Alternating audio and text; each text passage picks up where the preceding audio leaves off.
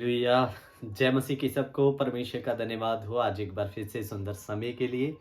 और आप सभी को मेरी ओर से जय मसीह की और जाने वचन की सच्चाई चैनल की एक और नई वीडियो में आप सभी का स्वागत है। मेरे प्रियो, आज का जो हमारा टॉपिक है ये है प्रकाशित वाक्य के 4 वो घोड़सवार। आखिरकार इनका अर्थ क्या है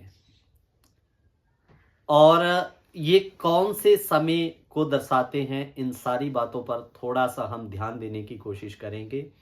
और मेरे प्रियो, मैं इस विषय को शुरू करने से पहले आपको बता दूं कि हमारा पंजाब ब्यास गांव कोट मेहताब के पास में आराधना शुरू है, संडे सर्विस चालू है।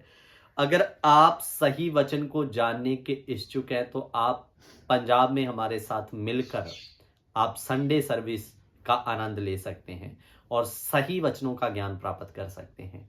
तो मेरे प्रियो, आइए हम विषय को शुरू करते हैं। वचन देखते हैं, प्रकाशित वाक्य उसका 6ठा अध्याय उसका 2 वचन से हम पढ़ेंगे। मैंने दृष्टि की और देखो, एक श्वेत घोड़ा और उसका सवार धनुष लिए हुए, और उसे एक मुकुट दिया गया, और वह जय करता हुआ निकला कि और भी जय प्राप्त करे। मेरे प्रियो, ध्यान देकर सुनना। इधर में लिखा, मैंने दृष्टि की और देखो एक श्वेत घोड़ा है और उसका सवार हाथ में क्या लिए है? धनुष लिए हैं। ठीक है। और आगे लिखा, और उसे एक मुकुट दिया गया, वह जय करता हुआ निकला ताकि और भी जय प्राप्त करे। ध्यान देकर सुनना। इधर में सवेत घोड़ा कहा जाए तो इसका मतलब ये नहीं कि ये कोई आने वाला जो आ रहा है मसीह है, जहां अच्छा व्यक्ति है। मेरे प्रियो, ये बात की जा रही है मसीह विरोधी के बारे में। यीशु मसीह समझने की इसको कभी गलती ना करना। ये यीशु मसीह नहीं है। ये कौन है? विरोधी मसीह है। और मेरे प्रियो, लिखा वो सवेत घोड़ा है उसके पास, उसका सवार हाथ में क्या लिए है? धनुष। और उसे एक मुकुट दिया गया कि वह और भी जय करता हुआ निकला ताकि और भी जय प्राप्त करे। ध्यान देकर सुनना। वचन साफ और शुद्ध शब्दों में कहता है कि शैतान भी उसके ज्योतिमयी दूतों का रूप क्या कर सकता है? धारण कर सकता है। तो ये दुनिया को धोखा देने के लिए सवेत घोड़े पर आ रहा है ताकि लोग इसको मसीहा समझे, ताकि इसको लोग शुभ चिंतक समझे। और मेरे प्रियो, 7 साल का मसीह विरोधी राज करेगा, 3.5 साल तक शांति का राज। इसलिए ये अपने आप को एक मसीहा दिखा रहा है, अच्छा दिखा रहा है, मैं पवित्र हूं दिखा रहा है। और मेरे प्रियो, बहुत सारे लोग इसी को मसीहा समझ भी लेंगे, इस्राएल के लोग, और कहेंगे कि हमारा मसीहा तो ये ही है, और ये होगा लेकिन विरोधी मसीह। जैसे ही ये पूरी दुनिया पर अपना कब्जा जमा लेगा, लिखा ना कि वह जय प्राप्त करता हुआ निकला ताकि और भी जय प्राप्त करे। विरोधी मसीह के हाथ में पूरी दुनिया की कमांड होगी, सरकार इसकी होगी। जो ये कहेगा पूरी दुनिया में इसका सिक्का चलेगा, और महंगाई को भी ये एकदम क्या कर देगा? कंट्रोल कर देगा। और अजीजों, लोग कहेंगे वाह क्या समय में हम लोग जी रहे हैं, असली समय तो अब समय आया है। लेकिन मेरे प्रियो, जैसे ही ये 3.5 साल शांति का जो 3.5 साल होंगे उसे खत्म कर चुका होगा या पूरा हो गया होगा, तो ये बहुत जल्द अपने रंग को बदलेगा। रंग को बदलने का मतलब इसका करैक्टर शांति से एकदम खतरनाक भयानक मोड़ पर आ जाएगा। और आगे क्या लिखा, मैं 3 वचन आपके लिए पढ़ूंगा। जब उसने दूसरी मोहर खोली तो मैंने दूसरे प्राणी को ये कहते सुना, आ। फिर एक घोड़ा निकला जो लाल रंग का था। मेरे प्रियो, इसके बाद पहला वो क्या लेकर आया? शांति।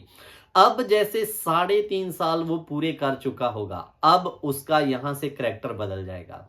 इधर में लिखा, अब कौन सा घोड़ा आएगा? लाल घोड़ा। घोड़े नहीं आएंगे, ये उसके अलग अलग समय के राज को दर्शा रहा है। आपको समझाने के लिए वो सफेद घोड़ा लाल घोड़ा दिखाया जा रहा है।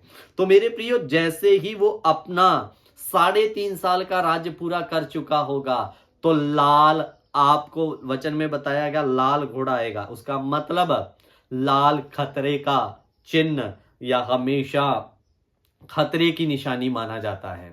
तो अजीजों, ये अपने 3 साल के बाद में रंग को क्या बदलेगा? रंग को बदलने का मतलब अपना करैक्टर चेंज करेगा, अपने भयानक मोड में आ जाएगा। तो अजीजों, फिर क्या करेगा ये?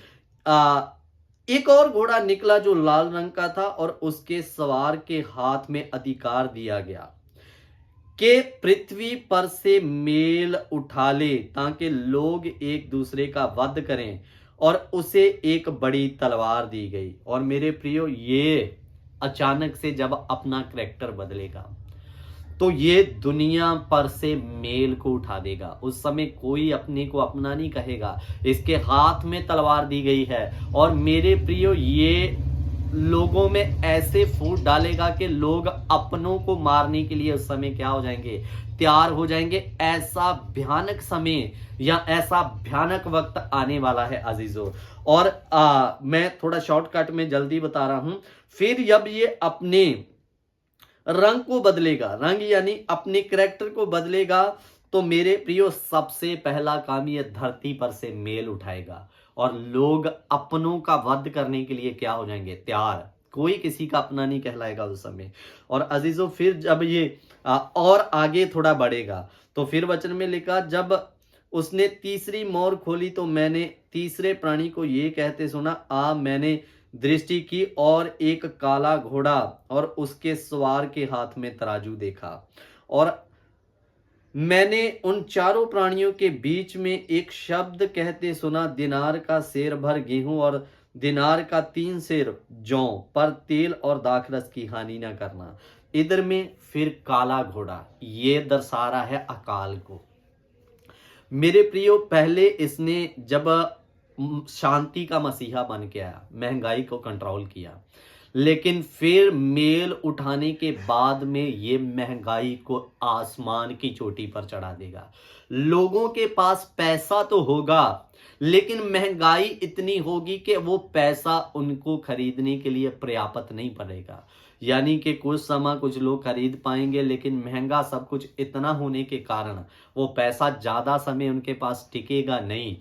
तो मेरे प्रियो, उस समय लोग महंगाई, ये आज जो महंगाई है ये तो कुछ भी नहीं है, महंगाई है, लेकिन विरोधी मसीह के समय में पैसा भी होगा, लेकिन महंगाई इतनी होगी कि आपका पैसा भी आपके उस महंगाई को पूर्ति नहीं कर पाएगा, आपकी जेबें खाली हो जाएंगी। और मेरे प्रियो, लोग अकाल यानी कि पैसा होने के बावजूद खरीद नहीं पाएंगे, भूखमरी से मरना चालू हो जाएंगे। और अजीजों, फिर आगे चौथा वचन भी पढ़ देते हैं। तब